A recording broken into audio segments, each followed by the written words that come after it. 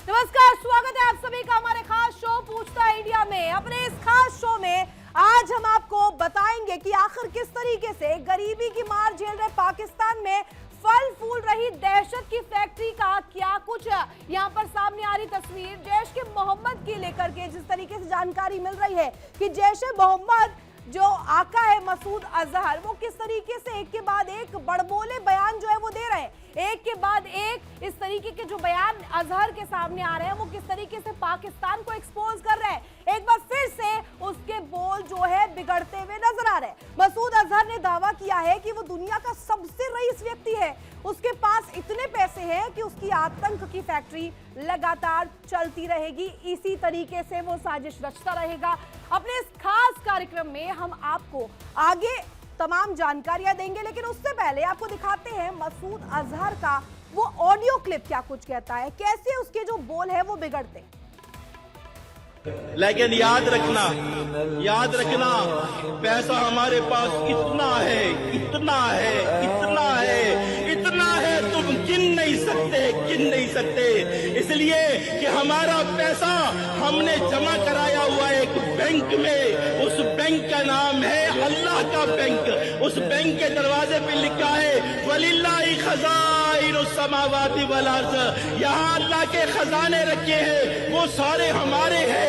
हम जहां कोई तश्कील करते हैं हमें गन खरीदने के लिए पैसे कम नहीं पड़ते, अल्हम्दुलिल्लाह। हमें अरबी घोड़े खरीदने के लिए पैसे कम नहीं पड़ते।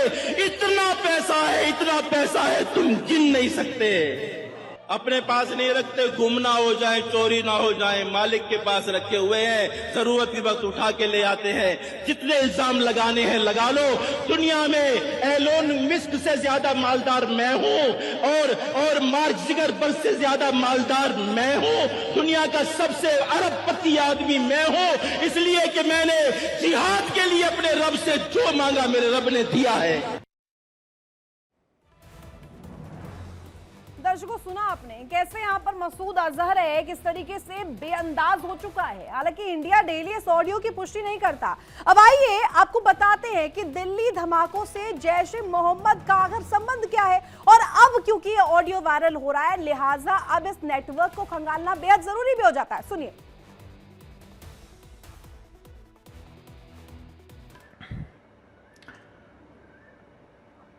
One of the a very misunderstood concept is concept of what has been labeled as suicide bombing.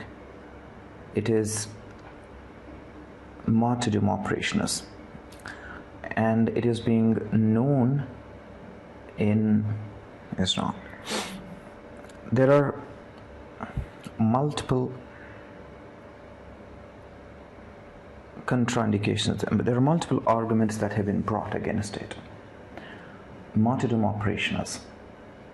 When a person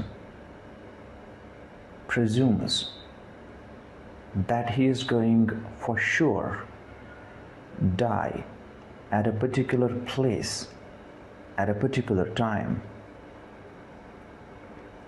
he goes against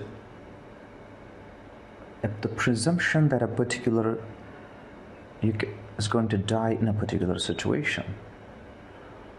It's not, we don't have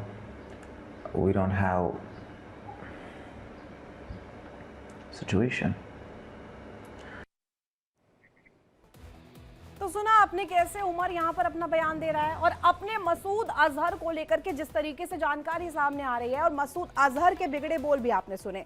doctor Umar की कट्टरपंथी सोच वाला वीडियो भी आपने देखा, और दिल्ली धमाकों से जैश के कनेक्शन के बारे में भी हमने आपको जानकारी दी। ये सब ये बताने के लिए काफी है कि पाकिस्तान फिलहाल क्यों दहशत में है। तो आइए इस खास मुद्दे पर हम अपने खास मेहमानों के साथ चर्चा भी करेंगे और आपके सामने वो बड़े सवाल भी रख देते हैं। सबसे पहला बड़ा सवाल ये कि क्या मसूद अजहर के कबूलनामे से ये साबित नहीं होता कि वो आतंक की फैक्ट्री चलाता है। वहीं दूसरा बड़ा सवाल क्या है? दूसरा बड़ा सवाल ये कि क्या पाकिस्तान सरकार ने मसूद अजहर की आय के स्रोतों की जानकारी जुटाई है?